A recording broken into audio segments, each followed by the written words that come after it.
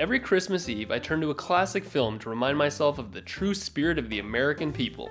It's a Wonderful Life. Amid historic divisiveness, we can all find a little Christmas cheer in the form of the movie's hero, Mr. Henry F. Potter. Henry Potter is a respected businessman and member of the community, the town of Bedford Falls. Mr. Potter! Who's that? A king? It's because of Mr. Potter that many of the town's residents have roofs over their heads. When the Americans enter World War II, Mr. Potter sits on the draft board and patriotically designates every single man fit for military service. Oh, and did I mention he's the richest man in town? That's right, his wheelchair looks like a throne. The only thorn in his side is a no-good family business down Main Street, Bailey Brothers Building and Loan. Far be it from Mr. Potter to abhor the small business owners who make this country great, but the Baileys are loaning poor families money to build houses with extremely low interest rates. This not only takes money out of Mr. Potter's pockets, but goes against the very capitalist underpinnings upon which this country was founded. Dozens of the prettiest little homes you ever saw.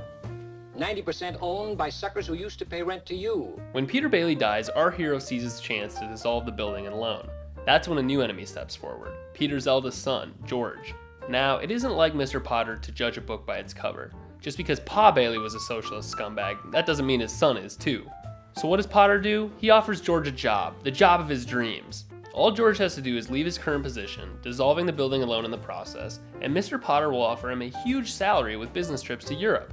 What does George do? He calls Mr. Potter a scurvy little spider. I'd say you were nothing but a scurvy little spider. And then he's mean to Mr. Potter's butler. And that goes for you, too. To make matters worse, George helps a family of Italian immigrants get a house.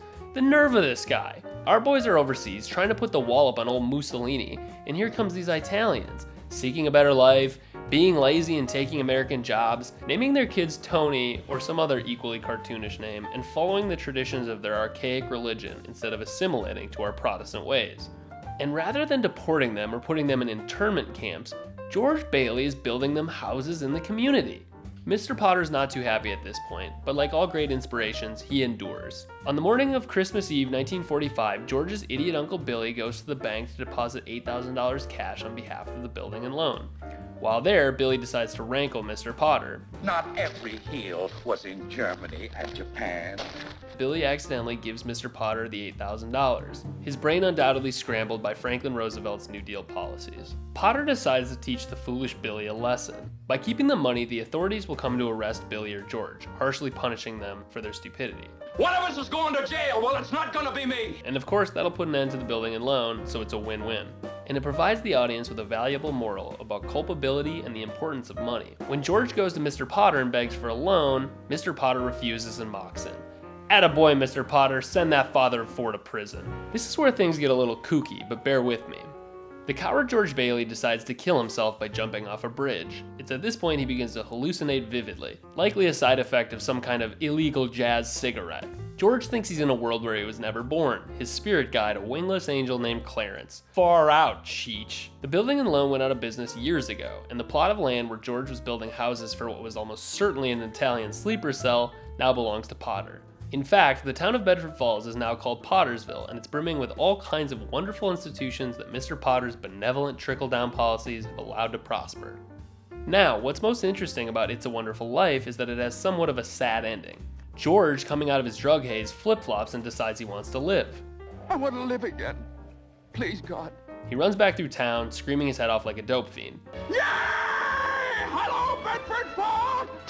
Potter's hard at work, but kind soul that he is, he wishes George a happy new year in jail before George sprints off into the night like a freak. This is the last we see of our hero, but one must imagine him happy. When George arrives home, the police are waiting to arrest him. Yet, out of nowhere, all of George's pinko friends show up, emptying their savings into a tremendous pile in the middle of the living room, giving George enough money to cover the $8,000 Billy lost and avoid hard time.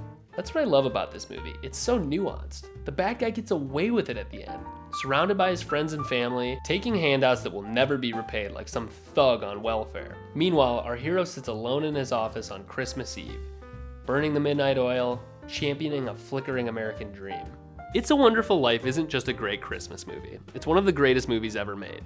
Its message is timeless, and now more than ever we must follow the example set forth by Mr. Potter, who is definitely the good guy here. I cannot stress that enough. Merry Christmas, everybody. Let's make America great again.